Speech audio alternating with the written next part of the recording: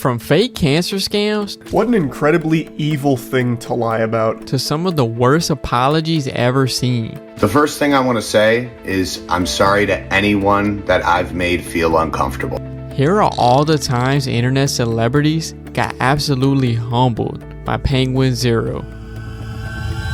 Starting off with YouTube's most infamous villain, Sniper Wolf, whose shady's antics and controversy reached a boiling point, only to get utterly wrecked by Charlie. It all began when Jack Films decided to target Sniper Wolf for her reaction style content. Alright, let's do this one last time.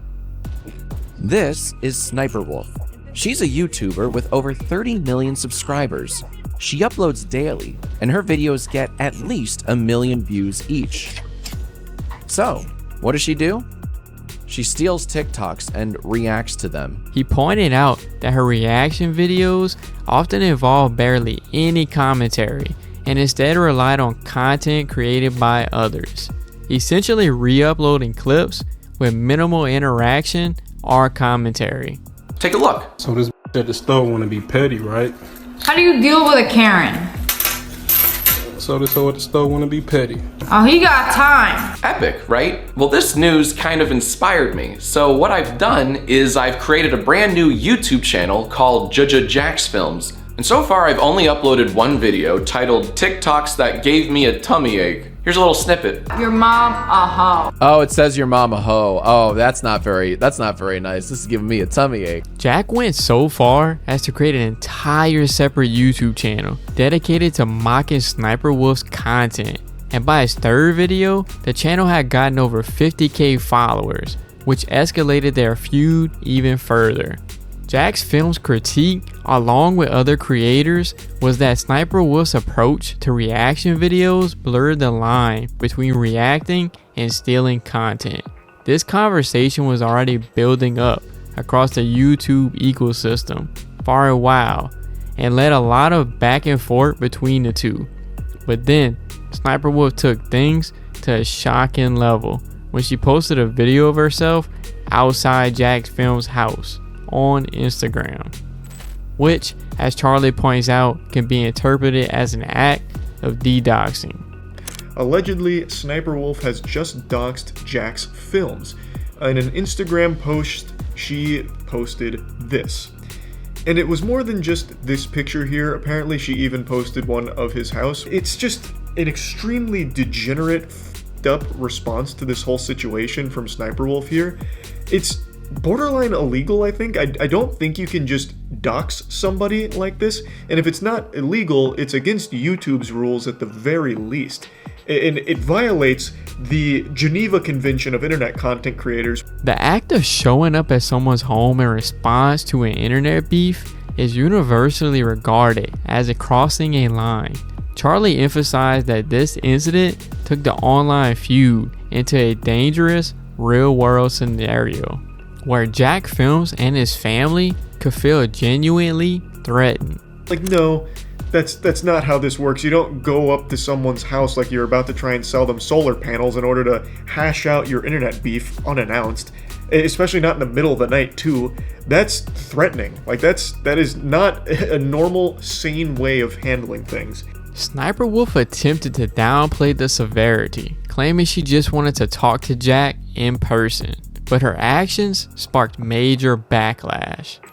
When this Instagram post started gaining traction, Sniper Wolf quickly deleted it, but later defended herself by saying it wasn't a big deal and that Jack's address was already public knowledge. She said, "Accusing me of doxing is defamation. I have no idea how to dox. He literally posted his address on Google and said I threatened him and doxed him." Jack's Films said, "You posted a video tonight of you outside our home to your 5+ million followers to see while my wife and I were inside. I can't make it any simpler than that. If that's not doxing, why did you delete it?" The situation continued to snowball, leading YouTube to intervene. Sniper Wolf's monetization was suspended, although the length of the suspension remains unclear. But she's far from alone in her chaotic journey through stealing other people's content. Brent Rivera, has long been accused of plagiarism and using underhanded tactics to grow his platform. Charlie particularly took notice of Rivera's antics, especially after an incident involving Tyler Averia, when Brent's behavior went from annoying to outrageous. The main two players here in this soap opera are Brent Rivera, a channel with 25 million subs, and I guarantee you haven't heard of him if you're over the age of 18. Unless, of course, you're suffering from some psychological damage and actually enjoy watching an asshole babysit children, like actual kids, and for some reason make a lot of content specifically with 10 and 11-year-olds. His audience is very clearly like actual toddlers, like goo goo gaga, here comes the airplane with the vegetables level children. You see, Brent's career as a content creator has always been mired in controversy. As early as 2014, Rivera was called out for stealing jokes and ideas from Tumblr and Twitter, even earning a spot in the Urban Dictionary for his alleged theft of content. But this was just the beginning, as he transitioned from Vine to YouTube, where he amassed over 30 million subscribers. Brent moved on from joke theft to more blatant plagiarism, copying viral video ideas and even thumbnails from other creators. One of Brent's most publicized missteps was in February 2023, when he clashed with Tyler Averia at a hotel. Tyler was staying at the same location, and seeing Rivera film a prank video, he casually asked if Brent's videos were fake, and while Brent's response was far from professional. I have a question. Yeah. Do you fake your videos? No. Can you fake your videos? No. Alright. Okay. Have fun, guys. I don't know what's going on here. Clearly, Brent didn't find my question amusing, so I walked back to my hotel room and prepared to go on my tour of the hotel. It all started when I was staying at the Shining Hotel, came out of my room, and randomly found these two girls in the hallway. What is happening? Who? Kelsey. Who are you people? What do you mean? What is your name? Brent. Brent? Brent. Last name? What's your name? Dom. Name? Drew. What are you guys filming? Hotel video. What is this? Who are you guys? Are you guys hired by the Brent Rivera group? As the interaction escalated, Brent threatened to call security, accusing Tyler of harassment, even though Tyler's actions were mild in comparison. In Charlie's video covering the incident, he points out that Brent could have looked worse in this situation. This isn't important by any means, but it's always so weird to me why someone like Brent will claim they don't fake their videos. Like, even children don't care, man. You can just be honest, you don't have to lie. Like, he hired these two women to pretend to be like the little girls from The Shining, and he tries to play it off as like legitimate, I guess, for some reason, which makes... He spoke about how Brent belittled Tyler for using an iPhone to film and mocked his subscriber count. Go have fun with your 100 subscribers, man. We get that louder. You don't have a directional mic on that camera? I don't know how people haven't realized that insulting someone's subscriber number, financial well-being, and all of that is just an instant L. Like, somehow, people will still say some shit like that guy who said, have fun with your 100 subscribers, bud, with their whole chest. Like, they'll just let that shit rip, not knowing or being completely oblivious to how awful that makes you look. You lose the second you go there. You look like an insufferable douchebag asshole, like just a pure colonostomy bag of a person. Like, it's outrageous that people still do it, like shaming him for using an iPhone, insulting his mics, which they also bring up, is everything. It's so weird. Charlie goes on to say that Brent's inflated ego is a part of his downfall, and somehow his takedown of Brent Rivera didn't stop there. He emphasized how Brent's content is so blatantly fake that even his child audience can see right through it, asking why Brent continues to pretend otherwise. Charlie rhetorically remarks that even glue-eating 4-year-olds aren't fooled by his attempts to present these staged pranks as genuine. This is just a nitpick. It doesn't compute with me. Like, why even bother lying about that? No one's being fooled, not even like an actual glue-eating 4-year-old. Like, there's no shot. You can just be honest. Plus, that kid's also probably not watching a Tyler Oliveira video in the first place anyway. Your secret's probably still going to be safe. As Brent tried to justify his actions, his response only dug him deeper into a pit of criticism. Now, I'm not one to usually believe in the paranormal, but after all of this going around here, I'm starting to think that Brent Rivera really did catch a curse from this hotel. He's now being haunted by a clout demon that's using his body like a fucking fleshlight. A little puppet that's forcing him to say the stupidest shit imaginable and has transformed him into an even bigger douchebag. One of the most telling missteps was filing copyright strikes against smaller YouTubers who were critical of him. Channels like Dumpy and RTHE were targeted by Brent's legal team, which attempted to have their content removed from the platform for criticizing Rivera's behavior. A lot of YouTubers started making content around him, and I guess at some point something must have snapped. The nice guy went bad, and Brent Rivera went rogue and started copyright striking and copyright claiming some people's content that was critical of him. And one of those YouTubers is a commentary channel named Dumpy. He's made a couple of videos clowning on Brent for this whole situation, and today posted this video titled Brent Rivera Wants to Delete My Channel, where he goes over what he's been dealing with behind the scenes over the last 12 or so hours, where Brent Rivera or someone that represents him on his team have been filing takedown requests on the content that's been laughing at him. Brent's decision to abuse YouTube's copyright system became a significant talking point for Charlie, who pointed out how creators who misuse the system to silence critics damage their reputation irreparably. Let me walk you through how this thing usually goes. When a YouTuber makes the decision to go nuclear and start filing these kind of takedown requests, the whole community turns against them. People hate that, for good reason. That's the lowest you could sink to. Just stop being a little bitch and accept that not everyone's going to like you.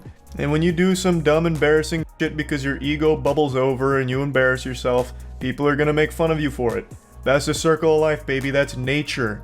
That's the way God made this world. Just as Brent Rivera's antics balled over, another internet personality, our celebrity Charlie would take down for questionable behavior, is James Corden.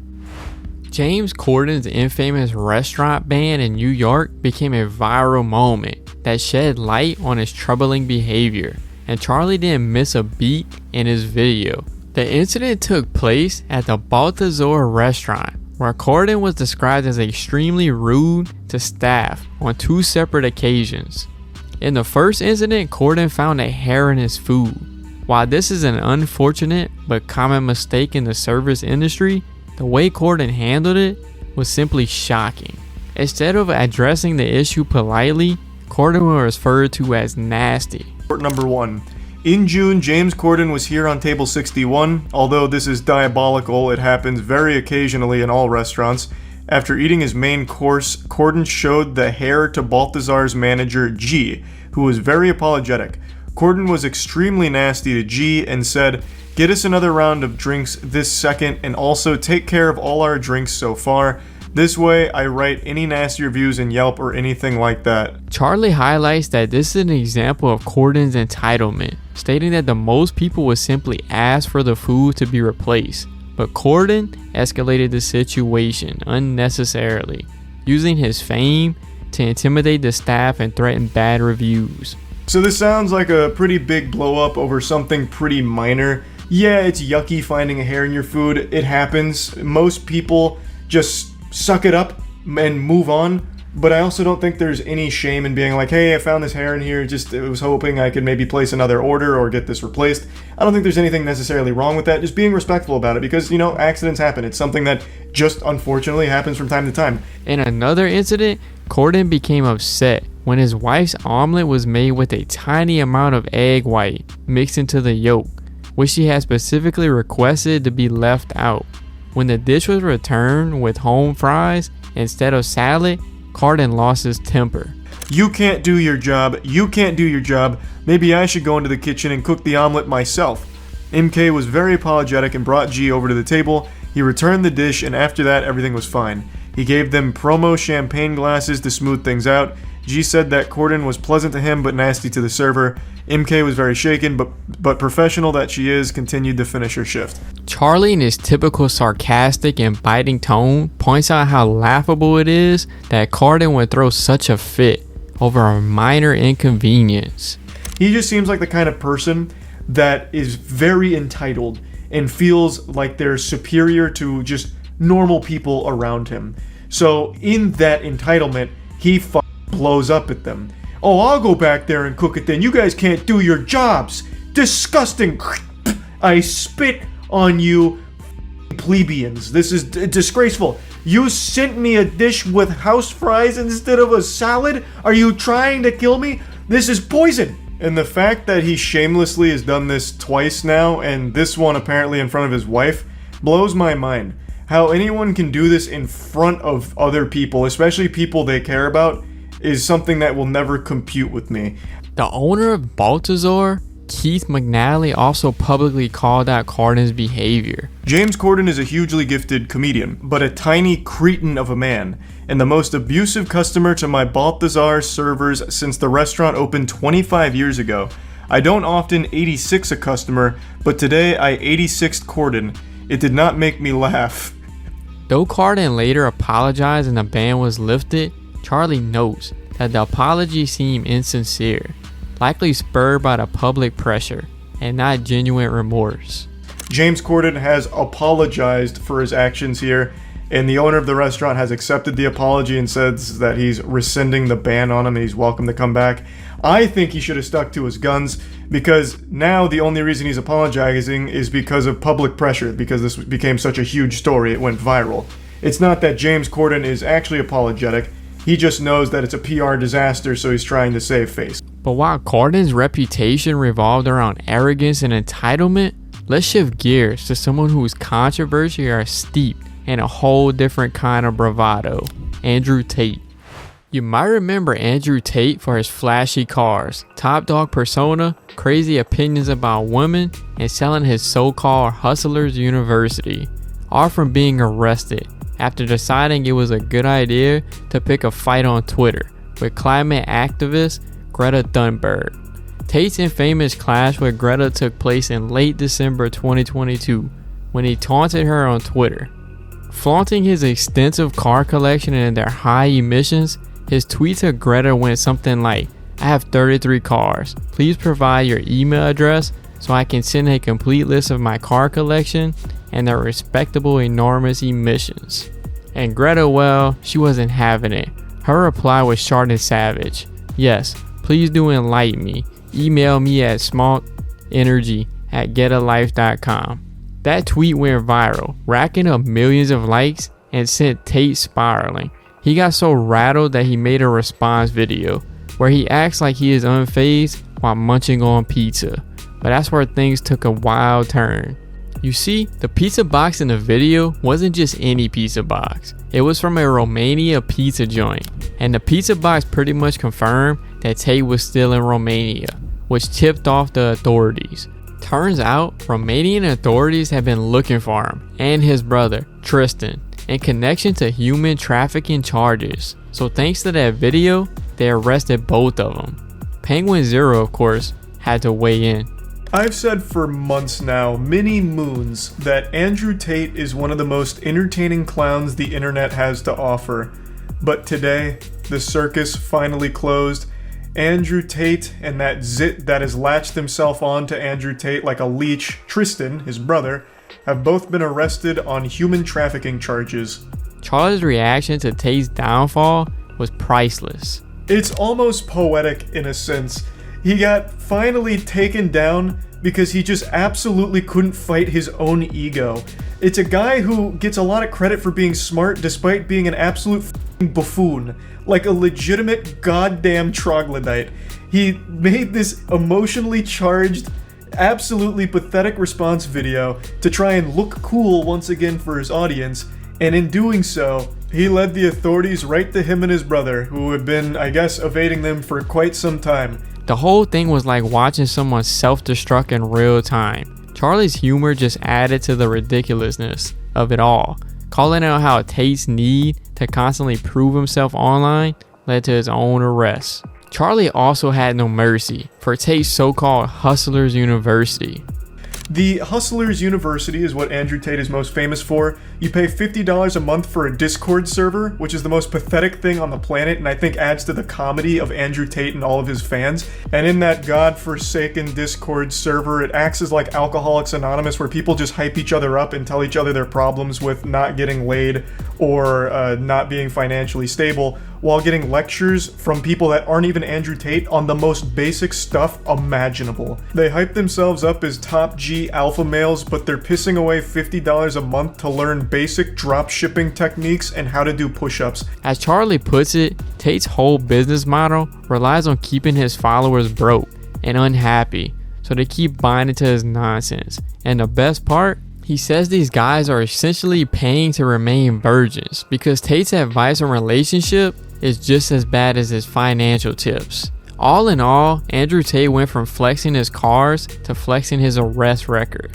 Speaking of wild internet personalities, but Sub Caitlin is another content creator who has stirred up some equal curious controversies. In this video, Charlie discusses a deeply uncomfortable and troubling Twitch streamer involving the streamer Sup Caitlin and one of our moderators, Dilly. The entire stream was an exercise in public humiliation for Dilly, where Sup Caitlin continuously mocked and insulted him in front of our audience. The stream was meant to be a casual hangout, but quickly devolved into an hour and 25 minutes of cruel, mean-spirited jokes, with Sup Caitlin treating Dilly as a nobody. At one point, Sup Caitlin set up a donation goal of $500, promising to kiss Dilly if it was met. The goal was achieved, but when the moment arrived, she made it clear how distasteful she found the idea, mocking Dilly's appearance and implying she would need to be drunk to kiss him. Oh God. I'm sorry. Sorry, one more shot, guys. Dang. If you ever want to get drunk really fast, just have to kiss Dilly, you'll be f***ed up by the time the night's over. Charlie did not exactly find it funny. That is soul-crushingly mean-spirited. That is downright diabolical. Saying if you want to get drunk, just try and kiss Dilly, you'll be f***ed up by the end of the night. Saying that you have to be hammered to want to kiss this guy. And this is the attitude for the entire stream, so she makes it pretty clear that she can't really stand to be around him unless she is extraordinarily drunk, so the whole time she is drinking throughout the stream. Throughout the stream, Sup Caitlin belittled Dilly with comments about his appearance and romantic prospects. At one point, she compared him to Gru from Despicable Me and continually emphasized how unattractive she found him.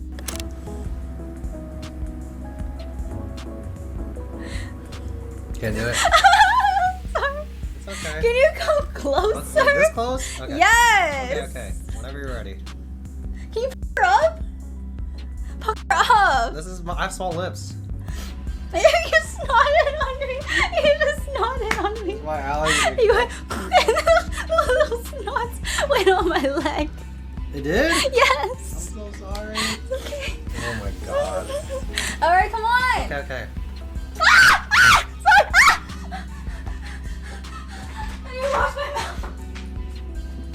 The final blow came when a question was posed about whether she would rather date Dilly or return to her abusive ex. Oh my God, so either go back with my ex or get with Dilly for 6 months. Okay, so in case you guys know, or don't know, I don't want to say his name out loud. This ex fucking traumatized me, get a gambling addiction, drug addiction, porn addiction, like he actually, yeah, okay. So either go through like trauma and emotional abuse or date Dilly for 6 months. Trying to get back with my ex. Okay, next question. Shockingly, she openly stated that she would rather endure emotional trauma than spend 6 months with Dilly. Charlie highlighted how this behavior should serve as a wake-up call for viewers who harbor parasocial relationships with streamers, mistakenly believing that donations or moderating would create a genuine friendship or romantic bond. Sup Caitlin's treatment of Dilly showed the dynamics between streamers and their audiences often lack the mutual respect that true friendships entail. The situation left Charlie expressing deep sympathy for Dilly, urging him to find self-respect and distance himself from this toxic treatment. It also underscored the wider issue of how some streamers exploit their moderators and audience for content at the expense of their dignity. Like, that's so mean. And this should be a wake-up call to her chat that, like, donates money to her under this idea that she's going to like them or something like that, or parasocially donating to her because they think that they're going to be friends or even more than that. This should be the biggest wake-up call. Your third eye fucking beaming from your forehead right now with this out there. This is her mod, someone who literally, like, does a ton for her. And this is how he's getting treated in front of everybody. That's what she thinks of you as well. Speaking of the unacceptable communication with fans, in 2024, Ava Tyson, formerly known as Chris Tyson from the Mr. Beast crew, found himself at the center of a major scandal involving inappropriate communication with screenshots and Snapchat surfaced showing disturbing messages exchanged between Tyson, who is an adult, and between the ages of 13 and 14. One of the most unsettling messages included Ava telling the minor, "I posted some fire for you," which understandably sparked outrage across social media. Charlie didn't hold back words when seeing Tyson's messages. That's ridiculous. Under no circumstances should an adult be communicating with a child in any inappropriate manner whatsoever. Edgy jokes between an adult and a child are still fucking gross. That's not like the slam dunk defense that some people seem to think it is. Charlie was also vocal against those trying to downplay the situation as mere edgy jokes, calling the defense nonsense. The situation worsened as Ava Tyson's history of interacting with controversial figures like Shadman, an artist notorious for producing, came to light. Reports suggested that Ava owned a piece of Shadman's artwork, which further fueled the backlash. I just don't think you can write off a lot of those social media posts as edgy jokes or edgy humor when you actually owned art from an artist who draws child. That's not a joke anymore. Haha, bought some child porn. Like, that's not exactly side-splitting comedy. Like, I don't really think you can just go ahead and hand wave that as being edgy and like old humor that you've grown from. As the allegations mounted, Ava Tyson released a public apology and announced their permanent departure from social media and the Mr. Beast crew to focus on their family and mental health.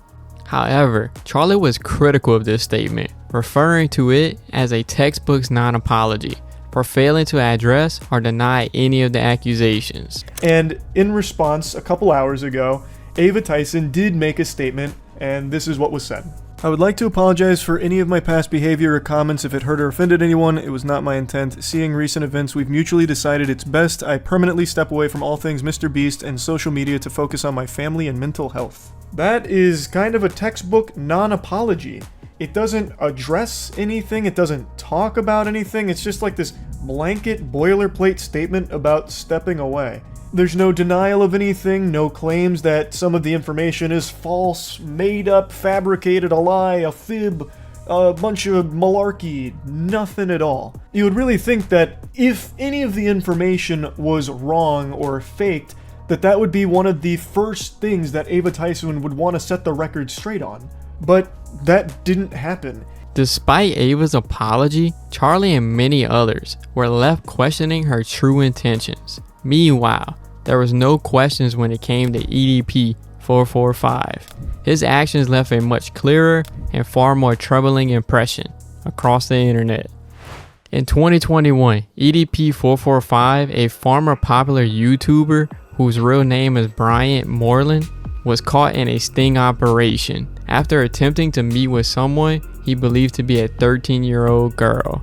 This sting was set up by an amateur group posing as a minor, leading to a confrontation that became widely known as the Cupcake Incident. During the confrontation, EDP admitted to sending messages and images to the decoy, including a notorious photo of his in a toilet.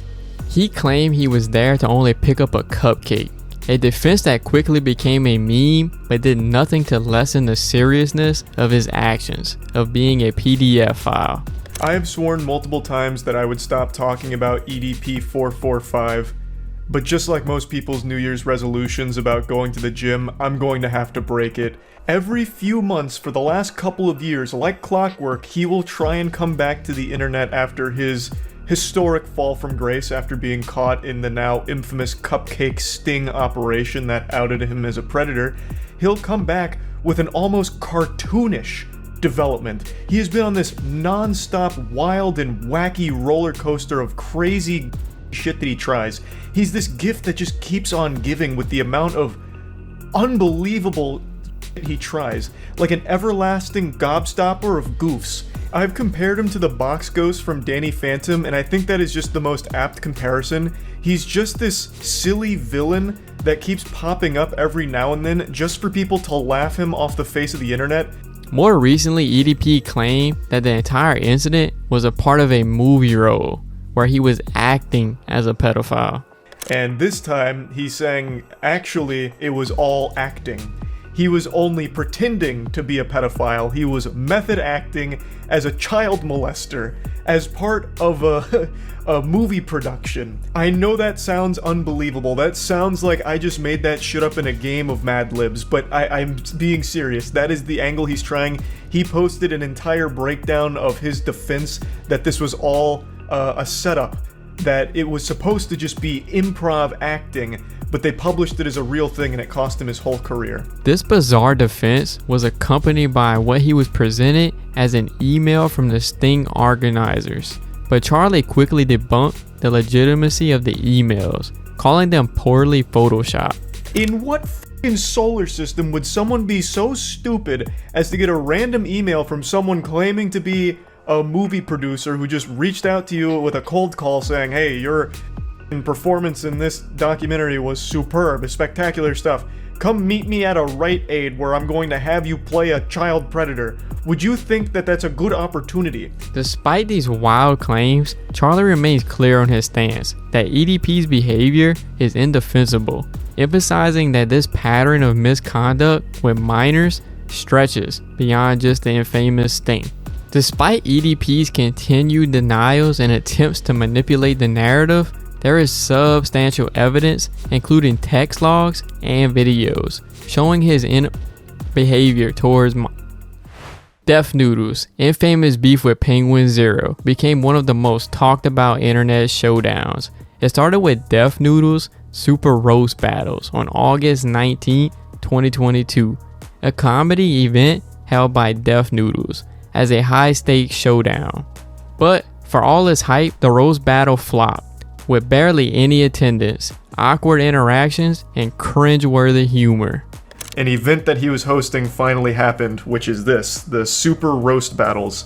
It's an event he was hyping up for weeks, talking about how it's going to be the next big thing, it's going to be like a really big popular event, it's going to be great. He was even trying to goad some YouTubers into coming on to like settle their beef in a roast battle.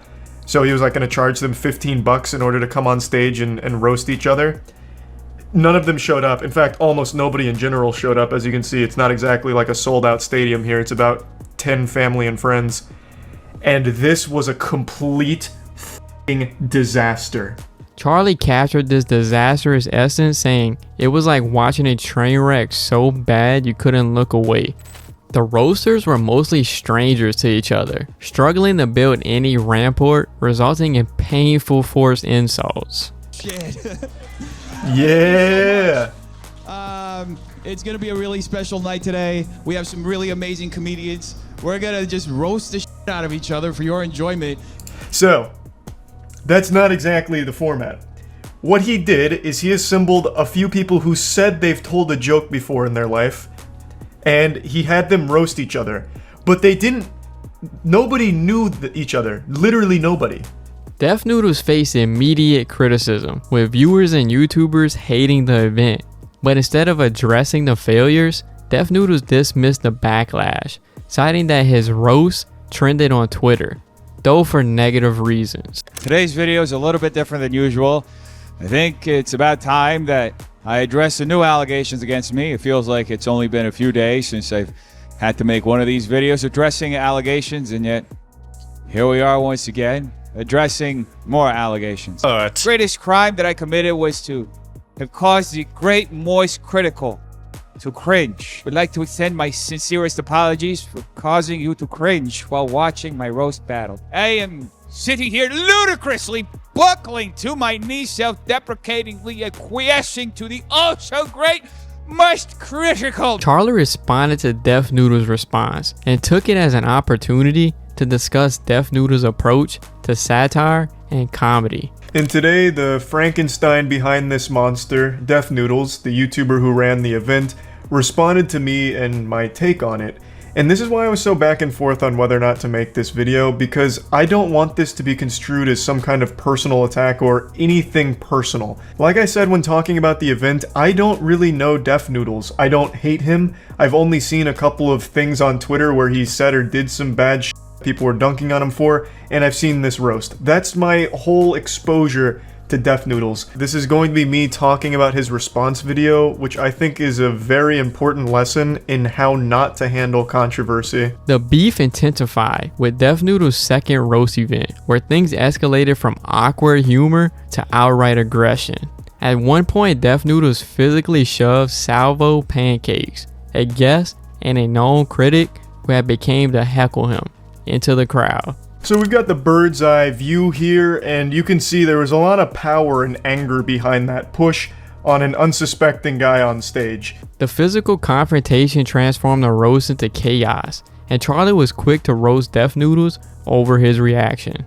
And I don't know the history between this guy and Def Noodles, but apparently the reason he pushed him is because that guy, whose name is Salvo, went to the show to harass the crowd and interrupt the show. He also encouraged his fans to fight Def Noodles fans in the crowd, and Def Noodles retweeted that explanation with the truth. In disbelief, Charlie likened the shove to something straight out of WWE.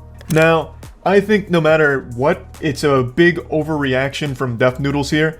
Unless, of course, there was an imminent threat where the guy was on stage talking about he's going to start throwing hands with everyone in the front row or something, or making like legitimate threats to the crowd. Couldn't tell you, but it does seem like a massive overreaction from Def Noodles here. He pushes him from behind and then hides behind his friends to keep the other guy off of him, which I think is pretty lame. If you're going to start some shit, you got to finish that shit. You know, it's like vegetables. You got to finish your plate. You can't just take a bite. If you're going to push this guy and he's ready to respond, now it's on you to employ the knight's honor, you know, the code of conduct. You have started this fight, now it is your time to engage in it. I don't like when someone does that and then immediately hides behind the muscle. His attempt to transform from YouTube commentator to comedy event host had backfired, exposing flaws in his approach to satire.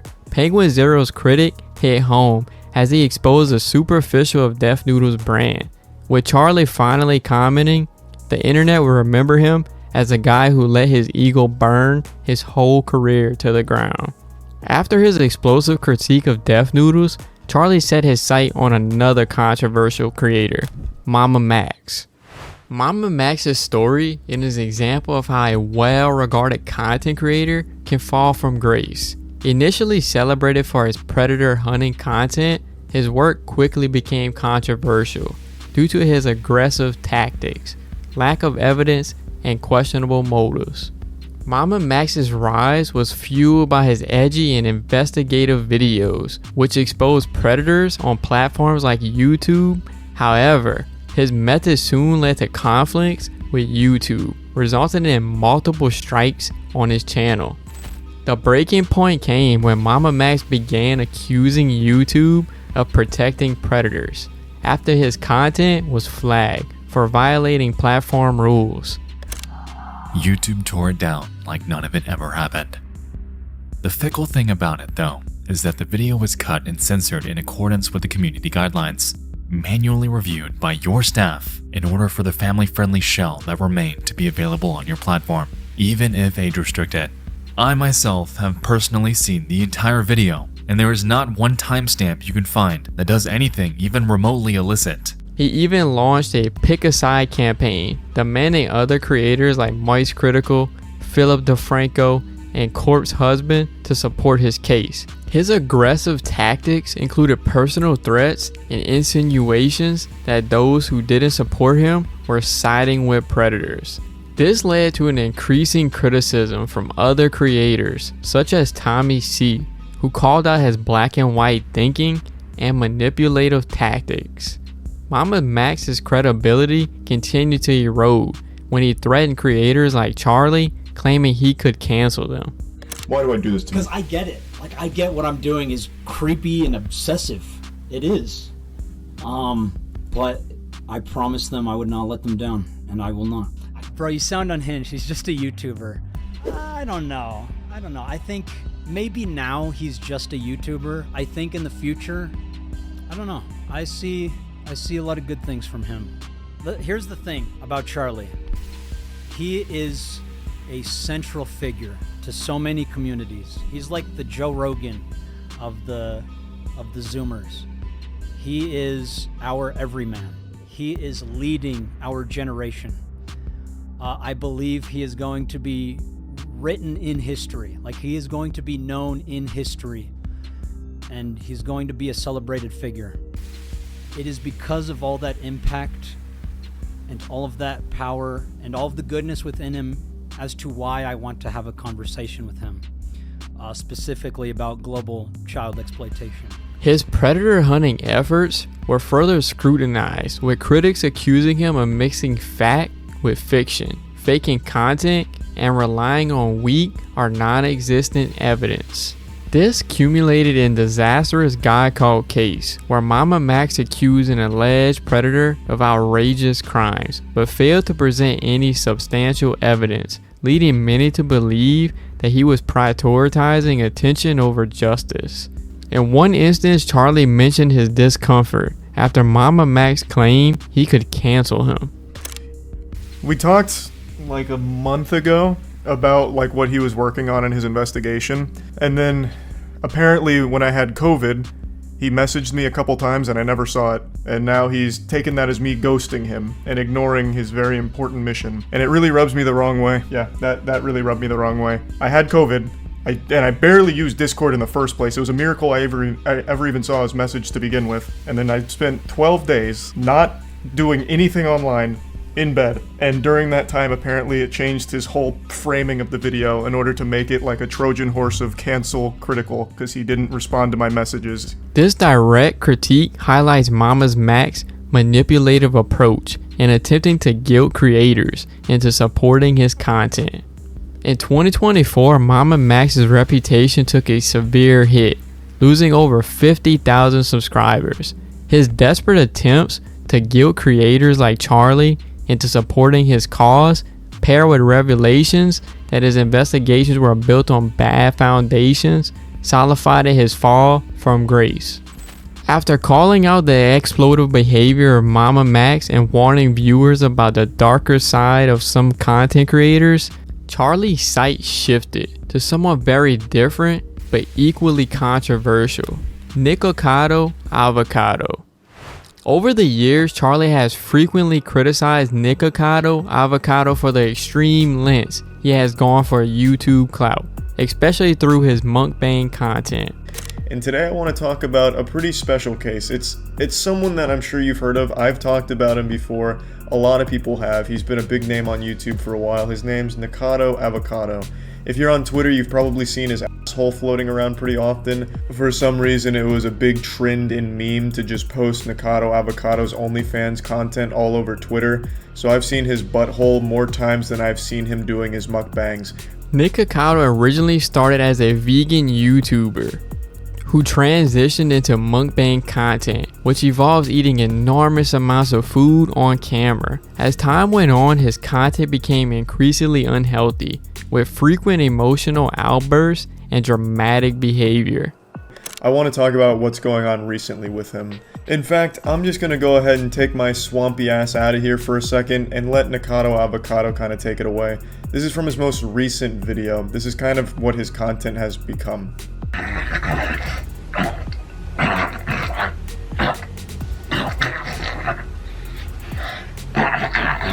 I wouldn't have become disabled if it weren't for you people who encouraged these videos.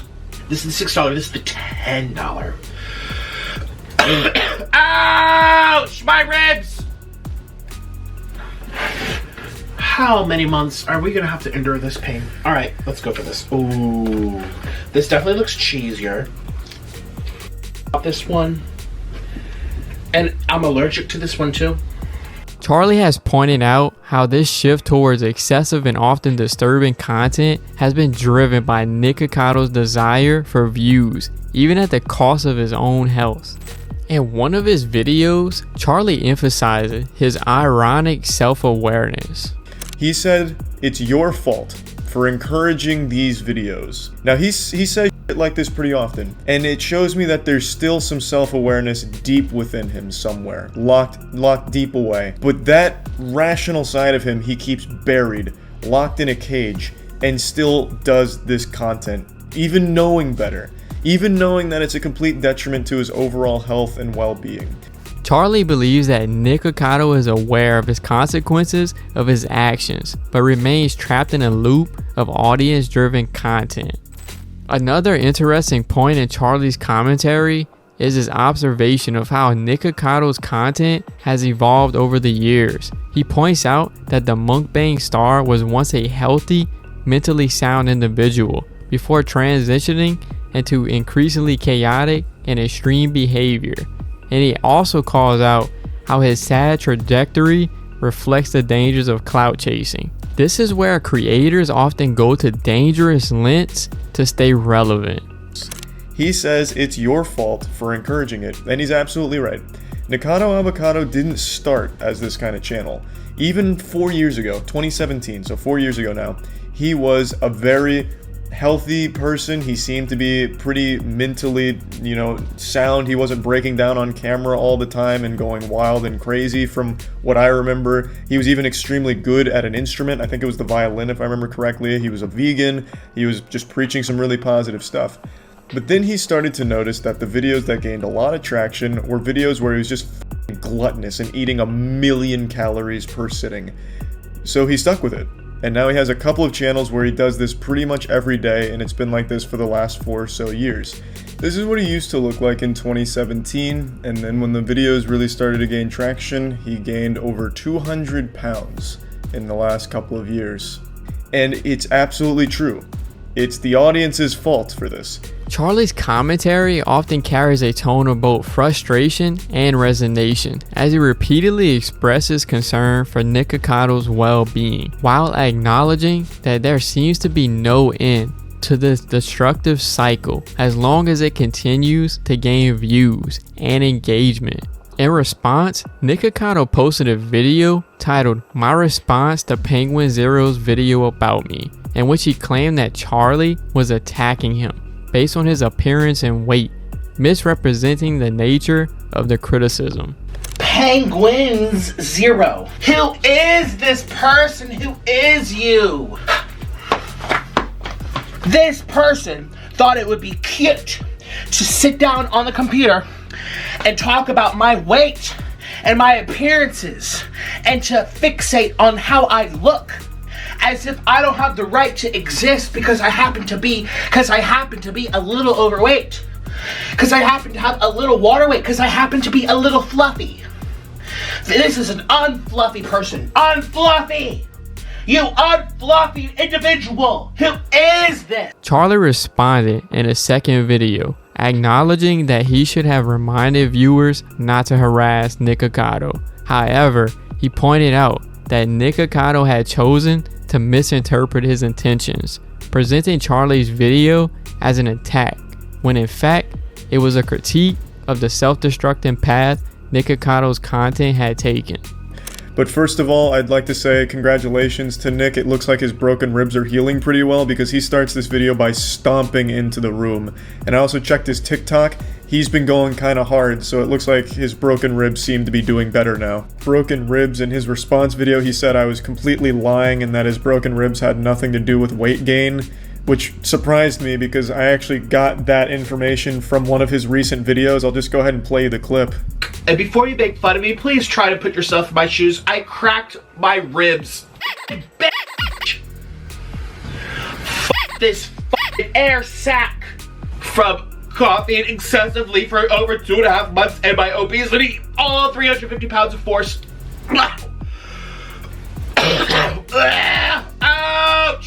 I didn't reach into my butthole and pull this out of nowhere. I got the information from him, so I don't understand why in his response video he makes it sound like I'm lying about so many things. Despite Charlie's attempt to clarify his intentions, Nikocado doubled down, making further response videos that mock Charlie and repeatedly referenced the feud and his titles to attract more viewers. He even incorporated Charlie's criticisms into his persona, creating exaggerated thumbnails and content that featured medical devices and clickbait phrases about his disability, blurring the lines between drama and genuine concern.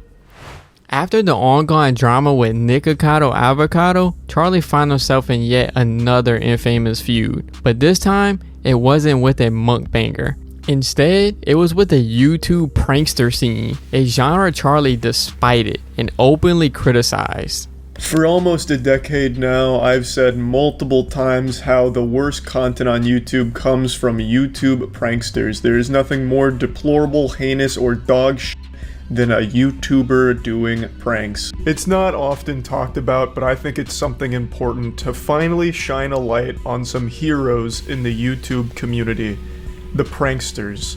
It's a very dangerous occupation. In fact, there's already been 2 pranksters that have died for their craft, risking it all for the sake of nobody's entertainment, because that shit sucks. The vast majority of YouTube pranksters are these carbon copy clones of pranks that were popular 10 years ago for children that have now grown up and find it cringe. But for some reason, there still are channels that do the exact same pranks that were popular a decade ago, hoping that it'll catch fire once again. For almost a decade, he had warned against prank channels, repeatedly condemning their stage and often dangerous stunts that misled impressionable viewers. To Charlie, the pranks weren't harmless. They were a breeding ground for reckless behavior and encouraged a generation of young viewers to believe such things were not only real, but acceptable. Charlie even likened watching prank videos to witness a personal betrayal. Watching a prank video is more painful than walking in on your significant other cheating on you. There's only 2 unforgivable sins in the Lord's eyes, and one of them is watching pranksters, and the second one is not liking anime. One of the worst cases Charlie covered involved a young man named Timothy Wilkes. Wilkes, who had grown up idolizing pranksters, believed he could become a YouTube star by staging a robbery prank by wearing a mask and armed with butcher knives. Wilkes approached a group in public, expecting to scare them, and then revealed it as a joke. Tragically, one of the individuals who thought he was in genuine danger defended himself by fatally shooting Wilkes. The prankster's last words were, "It's just a prank, bro," as he lay dying. The robbery prank is one of the most common ones these insufferable assholes on YouTube will do, where they stage a robbery as a prank. They'll charge people with weapons like a f***ing chainsaw, or sometimes unloaded weapons or blades and shit, while they're dressed as like Scary Steve from Minecraft, and be like, "Give me your wallet and all your condoms," like this, and like shake them down for it. And then they'll be like, "Oh, it's just a prank, bro, you're not actually getting robbed." And like, "Oh, you jokesters, oh, you rapscallions," and that's the whole video. It's absolutely f***ing terrible, but the people they prank are obviously in on it. It's all staged. Timothy Wilkes and other people like him don't know that. So Timothy chose someone that wasn't in on it, and he charged them with butcher knives as he was dressed up like he was from Comic-Con, and he was shot and killed. He even went further, calling Timothy a psychopath while condemning the culture that normalized extreme behavior for online views. Similarly, Ruby Frank faced severe consequences for her actions. For years, Ruby Frank ran the widely followed 8 Passengers YouTube channel, amassing over 2.5 million subscribers, until she was exposed for her parenting practices that not only shocked YouTube, but made her one of the worst parents in recent history. In August 2023, Ruby was arrested alongside her business partner, Jody, on multiple charges of aggravated. She committed horrible acts of child abuse. Ms. Frank held her children, ages 9 and 11, in a concentration camp-like setting. The children were regularly denied food, water, beds to sleep in, and virtually all forms of entertainment. It wasn't just hidden. The clues were right in their content. She proudly posted online all along. Her son Russell escaped from the Hildenbrandt's house, malnourished, duct tape, and pleading for help from a neighbor. When police arrived, they found Russell's sister Eve in a similar state, starved, injured, and scared by the cruel punishments Ruby had inflicted. Ruby's was something she openly talked about on her channel, where she would brag about denying her children food as punishment, taking away bedroom privileges, and humiliating them for misbehavior. The way she treats her children is like the way prisoners are treated at Guantanamo Bay. She f***ing posted a video where she was laughing about not feeding her daughter any food because she was punishing her. And she even said that she hopes nobody gives her daughter any food because if she did, then the lesson wouldn't be learned. She was starving her daughter as a means of punishment. Charlie didn't mince words when talking about Ruby's apology either. But I can't imagine a world where Kevin was somehow oblivious to all of the children suffered in that household. There's no way Kevin didn't know what was happening. Unless he's an absolute lobotomite zombie, there's no way he didn't know what the children are being subjected to. I just can't imagine a single multiverse possibility that Kevin is squeaky clean in this situation, just totally innocent, had no idea what was happening to the kids in that house.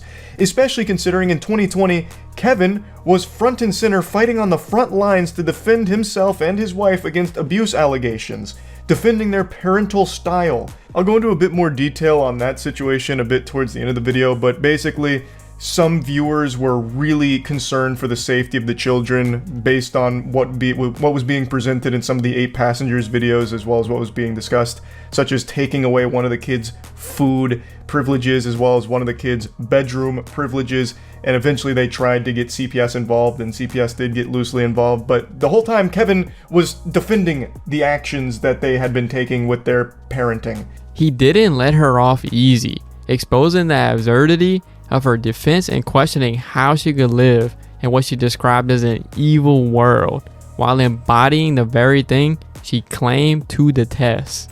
Ruby now has a guilty plea and is sentencing to up to 30 years in prison, marking a turning point. But it has also raised important issues about the role of social media and masking real-life horror. For years, Ruby operated in plain sight, uploading videos that were clear red flags for anyone paying attention, and yet nothing was done until it was too late. I've thrown on the formal attire today because we need to discuss something very important. A huge loser named Bintellect. Big goofball, weirdo, lame-mo, behemoth creep. He is a big TikTok creator, and that's a word I'm using very loosely here, with 11 million followers, and I'm sure only people under the age of 10 have ever heard of him before. What he's become known for over the years is looking at tweets or comments, reading them out, and then going, hehehe, yeah. That's literally it. But sometimes it's a little hard to even muster a laugh, so what he'll do is he'll read one of the comments and then go, yeah, true. And then that's the whole TikTok. Bintellect found himself in hot water after several women exposed his inappropriate behavior behind the scenes. It all started when TikToker Jordan Max shared screenshots revealing Bintellect's attempts to coerce her into filming OnlyFans content before a podcast collaboration. The messages showed him pushing her to create adult content, even suggesting it would help her page, and when she declined, he quickly turned sour. Jordan posted the messages, and the internet was flooded with more stories of Bintellect using his platform to pursue encounters with women. As the controversy unfolded, it grabbed Charlie's attention, and he wasted no time giving his signature critique of Bintellect's behavior. In a video, Charlie described him as a horny little goblin. He tried to leverage his TikTok fame to get laid, and didn't hold back when dissecting the absurdity of Bintellect's tactics. So he goes real Neanderthal mode here. My wiener no get wet, we no eat pickle together on podcast. Goodbye. How dare you not do OnlyFan video with Bintellect? So then he says he's doing it with someone else. So Jordan, of course, gets really weirded out by this exchange. She posts it on Twitter, and then Bintellect himself, the man, the myth, the legend, reaches out in DMs to threaten to sue her if she doesn't take down the post. She even did a video proving that the DM is real from the real Bintellect account, just to 100% silence any possible doubt. Also, her response to it is great. She said, "I will just be waiting to hear from your lawyers then," which is hardcore. Obviously, Ben's not going to sue her. I don't think he's ever actually gone through with a lawsuit. He uses it to try and bully people to do what he wants. To do what he wants them to do, rather. Charlie called his threats to sue a pathetic move, explaining that Bintellect often uses legal threats as a way to intimidate people who criticize him. When Bintellect finally issued an apology, it was a lackluster, as one might expect.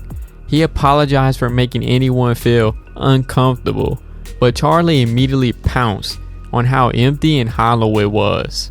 Let's look at his initial apology, which he deleted pretty shortly after posting it, and then also hid replies on. Let's look at his first apology. "I've recently been accused of some heinous actions and would like the opportunity to share my disgust at these accusations. I'm a firm believer in the rights and equality of all humans, including women." If that's not the biggest red flag immediately, I don't know what else is. I stand by the rights for all humans, and that does include women.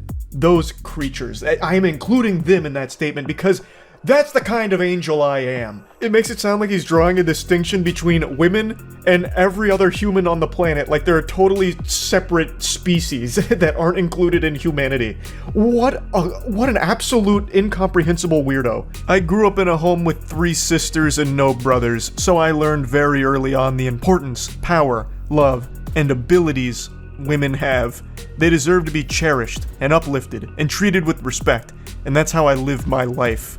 I do not condone the statements or accusations that have suddenly been hoisted upon me, and I hope to speak to anyone who feels they have been wronged. Talking about the text and apology wasn't enough for Charlie. He spoke to Ben directly, telling him that any attempts to sue him would be met with the same energy. Also, Ben, I know you're still watching. You probably plan on suing me if I show your apology video because you've employed this tactic before against other YouTubers. If they've shown clips of your content to make fun of you, you allege that it's stealing your work and you have a legal ground to take it down and come after them. You don't. That's not how that works. Me showing this is not any kind of violation in any way, shape, or form. So if you do try and sue me or copyright claim this video, copyright strike the video, anything like that, I will 100% respond with every single option at my disposal in order to follow this legal case through to its fullest conclusion. Bentellect's attempt to navigate the situation through half-hearted apologies and legal threats only made things worse, with Charlie reminding everyone not to be like him. Riley Reid, who you probably know from you know where. Riley has not only made waves within her field, but also has crossed into mainstream pop culture. And so far, her career has been a proper mix of glamour and lots of personal regret and controversy. Riley Reid and Charlie's back and forth began with a critique of one of the most unusual rap songs, To the Grace of Internet. It was one of those bizarre internet moments where a corn star like Riley decides to jump into the rap game, only for it to end in a cringe-worthy and racist disaster. Charlie wasted no time jumping on the opportunity to review this music, dubbing it easily the worst rap I've ever heard. I've seen thousands. I've dove as far down the rectum of bad rap as one man could possibly go. I have become a human colonoscopy for finding bad rap in the anus of the internet. And now I have finally found the biggest shit of bad rap there is. This comes from a porn star named Riley Reid. A porn star I'm actually quite familiar with, a big fan of her work. Riley, if you're watching this, big fan, keep up the good work out there, but please give up the rap game. She released a song called Riley Reid Rap Original. Let's go ahead and watch this, and I'm going to try and break it down on important lines that I'd like to talk about. Red face, put that water on your mustache. I'm going to stop it right here for a moment. Red face, put that water on your mustache. What the f does that mean? Is the protagonist of this song a man who's just been exhausted after running so much now he's red in the face and you're wanting him to put the sweat on his mustache? I'm confused by the first line, I just thought I should point that shit out. This is where the beef started from. He humorously dissected some of the most outlandish lyrics, such as spit stringy from my mouth, let you bleep my face, good nutrition, and likened the lyrics to romantic Facebook posts from overly horny old men. The review was very brutal. In the aftermath, Reed wasn't too happy with the public roasting. The beef got even weirder when Charlie came across a piece of fan art depicting her in a compromising pose, rendered in crayon. Charlie made a sarcastic tweet about the artwork, and this too made its way back to Riley, who called him out for being the A word. She and the artist teamed up in the replies, which led to an exchange that solidified the bad blood between them. Reflecting on the situation, Charlie tried his hand at drawing the fan art himself as a joke, which only added more layers to the strange internet saga. And then Riley Reid retweeted that saying I'm an asshole, so then they were just double teaming me. And you know, it all stemmed because, I mean, come on, it's a crayon drawing of a porn star's asshole. How's that not entertaining? I don't want to show the fan art, but instead I took it upon myself to try and doodle it myself. I did 2 attempts here, neither one of them really capture it. This was my first attempt. It doesn't really convey what it looked like. This looks more like a God of War enemy. So then I tried again, and this one just kind of looks like a Wallace and Gromit character doing some naughty shit. This isn't what the fan art looked like. It definitely looked a lot better than this, and I went on the artist's page and she's talented. Despite the backlash, Charlie's video amassed millions of views, once again putting Reed in the spotlight. But for Charlie, the internet scenario was a humorous expression of the absurdity of the picture, and he remained amused by the reaction to the comments about the fan art. Much like Riley, Monty Lopez's life outside of his career became a subject of fascination and even criticism on social media. Monty Lopez, father of TikTok star Addison Rae, became the center of public attention, not because of his daughter's fame, but due to his own series of highly questionable actions. Charlie dove into this controversy during one of his commentary videos, shedding light on just how bizarre and uncomfortable Monty's behavior had become. I'm sure all of you have heard of the name Addison Rae by now. She's one of the biggest stars on TikTok, and she's gotten so famous that it extends well beyond TikTok, so even if you're not big on the platform like me, you still at least know her name. Well, her dad is a fucking weirdo, and he has torn apart their family for the sake of his own clout chasing. Can I get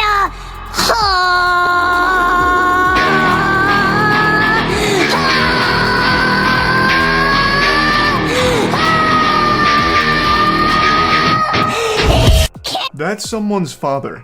That's a 46-year-old man posting some fine, distilled, twice folded over, double caked up cringe on Maine.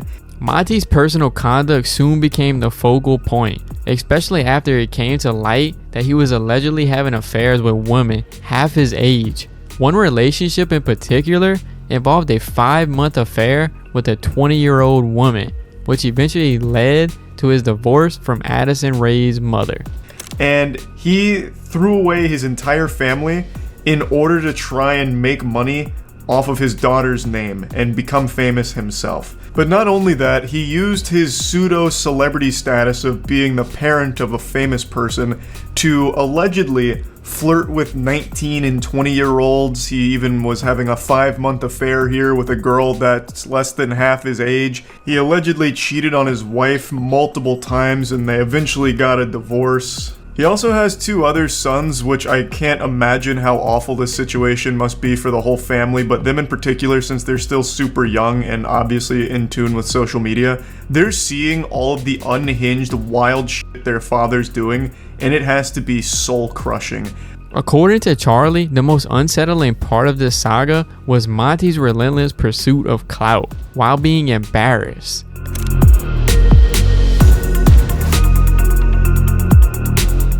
Charlie also called him out for hitting on influencers at TikTok parties and behaving inappropriately. He just gets this tingle and shows up to every TikTok party imaginable by himself. He doesn't go with Addison Rae or anything. He goes solo, which already is a giant red flag. There's nothing wrong with TikTok stars' parents being involved in their life or even in their videos. Like, Addison Rae made a ton of videos with her mom and dad and brothers, and that's totally fine, wholesome, whatever. But it gets to a point where it's uncomfortable when the dad is just going to all these parties by himself without the actual star of the family there, because now he's got it in his disillusioned, brainwashed mind that he's the star. So he goes there and allegedly hits on the 19 and 20-year-old influencers there, and everyone's uncomfortable. There's a ton of videos of him at these parties, like one where he's handing out roses to some of the girls there. There's a lot of footage that makes it just seem like Bigfoot sightings. They'll like circle in a red circle, like Monty Lopez in the background, like being weird with a TikToker. It's so weird. It's like found footage. He comes in and gets like a selfie. Oh, he's right there. The chain out and the shirt That. open? Did you see that? I saw that, yeah. That's like what he was doing all night. That type of energy. I would hate if my parents were out here trying to show up in all these paparazzi vids and get clout. I also think it's one of those things where it's like, okay, if Charlie D'Amelio and Dixie have like an event or they go out, their parents, Heidi and Mark, will be with them, you know? And I'm not mad at that. I love them and I have fun. So she's not here? Addison wasn't there. His actions even included starting bizarre public beefs with TikTok stars like Tana, accusing her of sleeping with more than 300 people. Tana clapped back with receipts, exposing Monty's attempt to flirt with her. You see, I saw Monty Lopez's TikTok and I commented, I'm calling the police, and it was all fun and games. Actually, I wouldn't say fun and games, like it's definitely the most embarrassing TikTok I've seen of this year. And I've held back during this scandal, you know what I mean? I was already dragged into it, I said something back in the day, but clearly he wants to beef. And I mean, first of all, why a grown man, a father, is even remotely discussing my body count. So Monty, my dear, if you want war, so be it. I feel kind of strange beefing with this man at his prehistoric age, especially when I've seen him put so many things up his nose at several teenage events. But I just hope you can stop. So I'm gonna go bathe and worry about my body count. But see you in court. In Charlie's words, Monty's behavior represented a sad trend where parents of the internet stars often capitalized on their children's success, leading them down destructive paths. And this is just another perfect example of how awful a lot of parents are for child stars. Because I think a lot of them, like Monty Lopez, treat their children as props for their own success. So Addison Rae gets super famous, Monty Lopez weasels his way into some of the videos, makes his own social media accounts, which get popular because he's the dad of one of the biggest stars on the platform, and now it's gone to his head. He wiped his ass with his whole family, divorced his wife, and now just tries to young women and try and become a wealthy TikTok star himself. Unlike Monty though, Boogie was once an adored YouTube creator, known for his sympathetic persona and humorous Francis character. However, he has experienced a massive fall from grace. Boogie's reckless behavior is endless. Financial irresponsibility and bizarre entitlement became defining traits in his downfall. From wasting massive amounts of money on lavish spending, including vacations with workers, to gamble with cryptocurrency investments, Boogie's financial collapse was well documented. Penguinz0 calls out his entitlement directly, mocking Boogie's belief that his past YouTube success means he deserves to have access to the luxuries of life. Where he believes that because he was a successful YouTuber, anything he wants, he deserves, he should get, he is entitled to it. It's not a revelation. I like beautiful women. I like to hang out with beautiful women. Beautiful women. We all do. I never got to do that. The women I dated were pretty, sure, but they were like Arkansas 8s, not LA 10s. With sugaring, I got to some LA 10s, and I think that's cool. So I deserve to go to Disneyland with a beautiful girl, right? I deserve to go to New York and explore Times Square with a beautiful girl, right? Like, I deserve that. and I want that, and I've never had it. His narrative continued to unravel when he admitted through a documentary that his life spiraled due to these very habits, yet seemed unrepentant about it all. Penguinz0 also had an issue with the fact that Boogie consistently plays the victim card. Like, the whole thing is just all about his spending habits, which has left him in a financial crisis, all of which is his own fault, which he also recognizes. His entire career's spiral into the shitter is entirely his own fault. From not being able to stop saying the most awful things you could imagine during streams, to not being able to stop himself from posting the most private things about his life online, to not being able to stop himself from spending money on collectibles, a bunch of luxury items, terrible investments in like crypto, which he lost like $600,000 in. All of it is his own fault. And when he talks about himself and like his health struggles and a lot of the other things that are personal to his like day-to-day life, he speaks as though it's already kaput. Andrew really summed it up best. When Boogie talks about himself, he talks about himself as if he's been dead for 30 years. When he speaks, he's speaking as if he's already 6 feet under in the grave and he's like communicating as a force ghost like, man, I wish I took better care of my body. That's something he speaks about in the documentary with his girlfriend, who's 29 years younger than him, and he starts to recognize that in 10 years she's only going to be 30 and he might just be dead because of all the health problems he has from not taking care of himself. Whether it's begging for donations from his dwindling fan base or promoting cryptocurrency scams like Fatty Coin, Boogie's refusal to take responsibility remains a sore spot for both his audience and critics like Penguinz0. Charlie's frustration with Boogie isn't just about the scams and poor decisions. It's about Boogie's ongoing refusal to grow and take responsibility. Every time Boogie faces backlash, he deflects, using excuses like his health or financial struggles, which Penguinz0 sees as manipulative since he had every opportunity to turn his life around. But instead, he sabotages himself at every turn. There's that. Now, the downside of that is I am extremely depressed, so there's some mental health issues that we bring to the table. And then physically, I am morbidly obese. I have no references, no work history, and no education. And when you Google my name, you might see rumors that I beat my ex-wife and I'm also a pedophile. Should mention I'm also a felon. When I first saw this clip, it wasn't in the documentary, it was floated around on Twitter. I thought it was just part of a skit. I was blown away. I was like, damn, Boogie's got some real acting chops now. He's really been hitting the thespian troupe out there training. I was like, damn, kind of a fire, comedy sketch. No. This is real. This is authentic. This is more real than my 3-point jump shot. This is actually how he conducted himself during this interview. Now, of course, this isn't a job interview per se. It's to try and help find him work. But he goes in here and just intentionally sabotages it. This is not as though he's really taking it seriously. He's taking the piss here, if you ask me.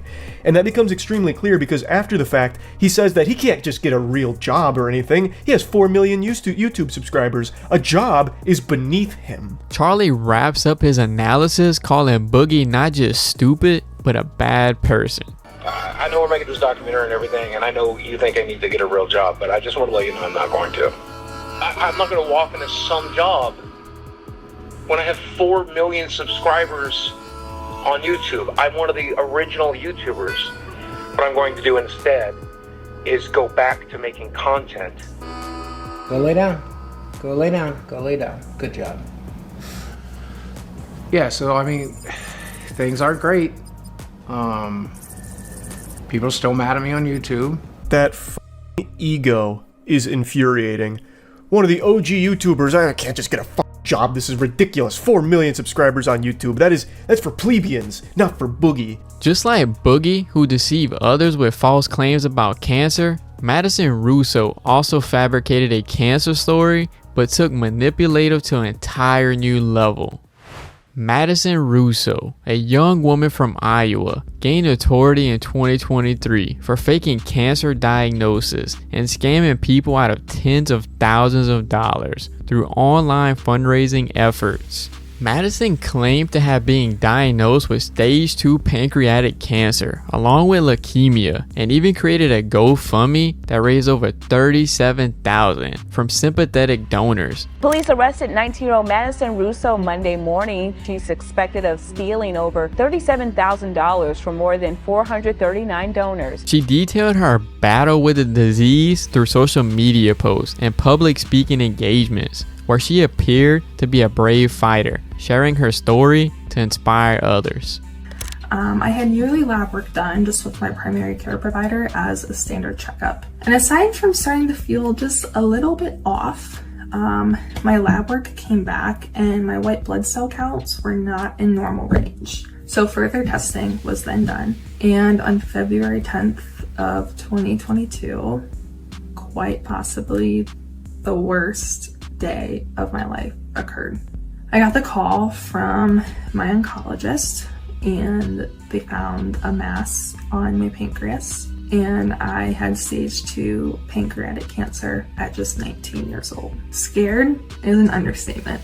I was terrified, and I definitely still am. But I'm really glad I went to my yearly health check, because it would have been so easy to just skip it and say I'm fine.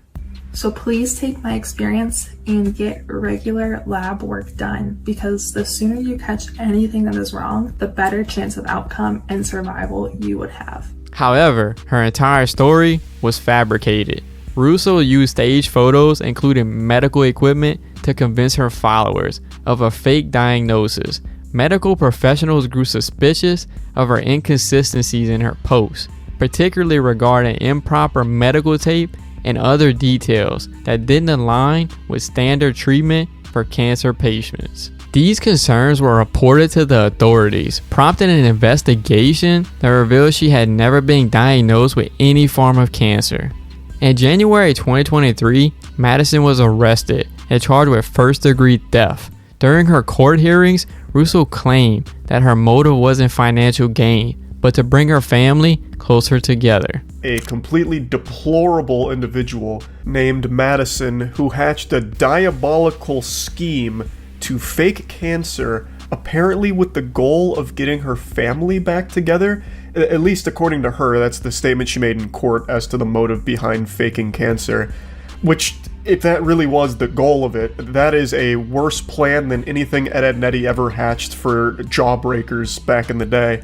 It makes no sense. Court documents and public outrage showed that her reason wasn't really the case, particularly since she managed to gather substantial funds from well-meaning donors. Charlie emphasized that this wasn't just a cringe moment, it crossed into criminal territory, with Russo using pictures of real cancer patients to sell her lie. He points out how authorities even got involved after anonymous reports led to the investigation, ultimately proving she had no medical history related to cancer. It got the attention of the Eldridge Police Department, and they conducted an investigation, eventually subpoenaed for medical records from Madison, and found that she'd never been diagnosed with any kind of cancer or tumor from any medical facilities. So it turns out her cancer diagnosis is about as real as Goatman, which is to say, not real at all. The disturbing part is Russo was finally arrested in January. The court recommended no prison time due to her having no prior criminal record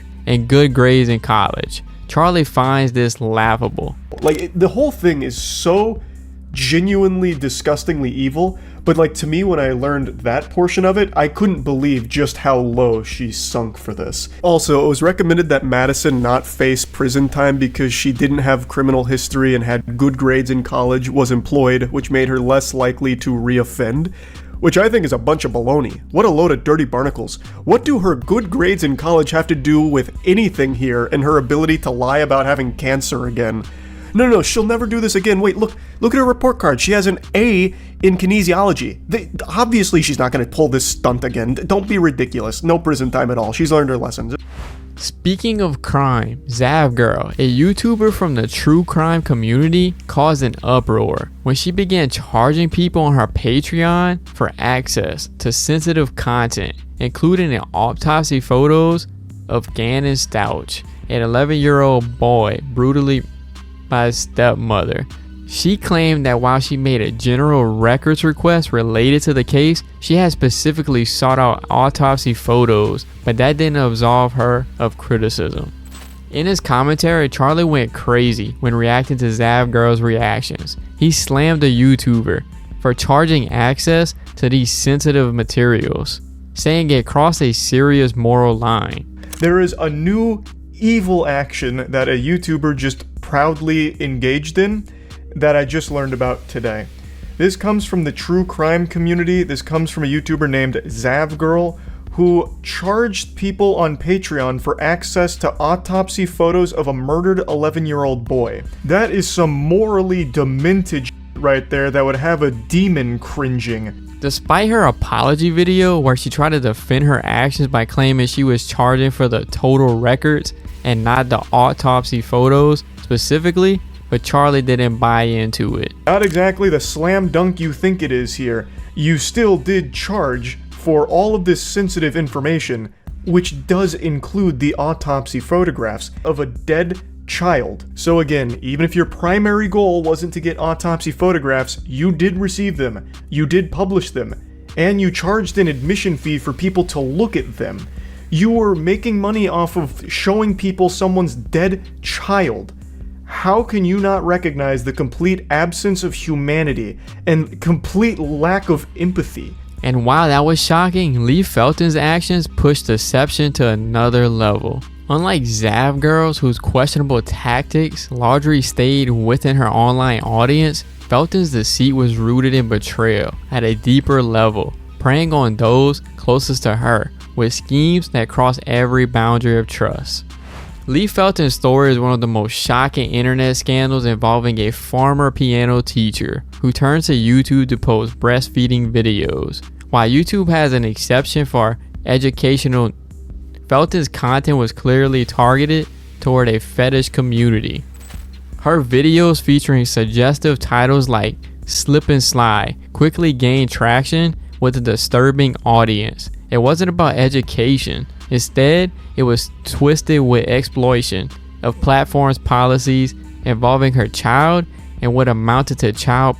Felton's actions crossed the line when she began selling unlisted links to these videos, catering to a group of viewers with deeply disturbing interests. Her content became more explicit, and her audience shifted from mothers seeking breastfeeding advice to people looking for fetish content.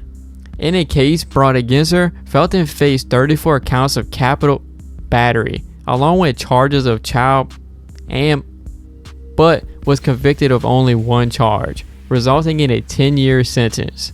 Charlie dissected this scandal, calling out Felton's defense, which described her content as a silly little playful thing. Lee Felton, it took advantage of that. She started making this breastfeeding content where she just had her titties out and she'd have her child being breastfed. And she made a lot of content like that and then started to recognize that her audience wasn't women trying to learn how to breastfeed. It was creepy, absolute worms that were watching her to jerk off. It was sexual. So she started to lean into it. Lee reportedly made breastfeeding videos where she rubbed herself and her child down in oil and shoved her breasts in the baby's face. Lee would give her videos titles akin to something you might find on an adult website. Titles such as Slip and Slide and Mommy's a Whore. Jesus Christ. And you can clearly recognize the big problem here. She was producing pornography that involved an actual child. According to reports, a Wisconsin man was apparently busted purchasing Lee's content by his wife. And after discovering the repulsive videos, the wife reportedly Felton to authorities. And hopefully the wife also left the husband, because that is an absolute unhinged weirdo. And hopefully he was also charged with purchasing child pornography, because that's what this shit is. Charlie also laughs at her free speech defense, calling her child exploitation content with free speech protection absurd. Lee Felton's defense attempted to argue that her breastfeeding videos fell under free speech protection, but nobody was buying this defense. A Tallahassee sheriff's lieutenant puts it best. Quote, "The video was clearly not done for the purpose of education or artistic display. Based on the content and the fact that it's being sold by Felton, it is clear this video is for sexual purposes." obviously. This is not a free speech issue. I love free speech. I hate censorship. You know what this isn't? Free speech. And it's not censorship. You can't just use this as a catch-all term or defense like, what do you mean I can't dismember my neighbor when I'm upset? What about free speech, huh? Do we not live in a free country? I can't go over there and just decapitate him? Come on. Are you serious? I don't want to live in a society where Lee Felton can't produce breastfeeding videos for people to enjoy. Oh my goodness. What happened to free speech?